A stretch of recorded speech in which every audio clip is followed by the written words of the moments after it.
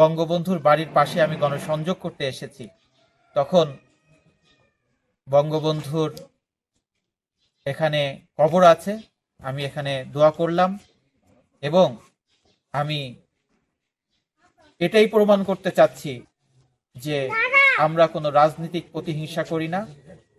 রাজনীতিতে দেশের জন্য যাদের অবদান থাকবে তারা সারাদিন সারা জীবন মানুষের মধ্যে স্মরণীয় হয়ে থাকবে। এই টুঙ্গিপাড়ার মানুষ স্বাধীনতা যুদ্ধে অবদান রেখেছে, টুঙ্গিপাড়ার মানুষ মুক্তিযুদ্ধে অবদান রেখেছে। ওনাদের অবদান এই বাংলাদেশের জন্য চিরদিন থাকবে। যতদিন বাংলাদেশ থাকবে ততদিন মুক্তিযোদ্ধাদের অবদান থাকবে, ততদিন যারা মুক্তিযুদ্ধে শহীদ হয়েছে তাদের অবদান আমাদের স্মরণে রাখতে হবে। ভবিষ্যৎ হোক নিরাপদ, বিনিয়োগ হোক বিশ্বস্ত, আর আমার পছন্দ সল্ট বে। ওয়েলকাম টু সল্ট বে। আমরা শঙ্কিত না, কারণ প্রশাসন অত্যন্ত শক্তিশালী এবং তারা নিরপেক্ষ ভূমিকা পালন করছে এখনো পর্যন্ত।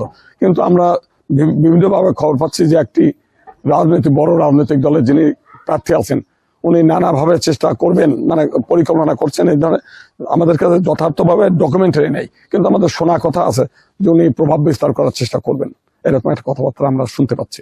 এই দুটো কারণেই নির্বাচন করতে আসছি, যে এটা একটা মাননীয় প্রধানমন্ত্রী উন্নয়নের উপকার, তো তিনি এইখানে নির্বাচন করেছেন বারবার। তো সেইখানে আমার এইখানে বহু মানুষ আছেন আমাদের হিতাকাঙ্ক্ষী, তারা নির্বাচন করতে চেয়েও তারা নির্বাচন করতে পারেন নাই। আমাদের একটা অত্যন্ত আপনজন, তিনি নির্বাচন কমিশন থেকে নমিনেশন পেপার কিনতে গিয়ে গ্রেপ্তার হয়েছেন।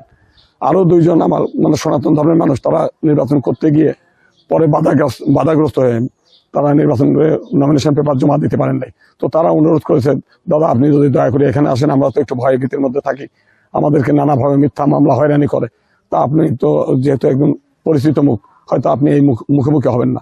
আমি চাই যে একটা ভয় ভীতির ঊর্ধ্বে উঠে সমগ্র বাংলাদেশে একটা উৎসবমুখর পরিবেশে নির্বাচন হোক।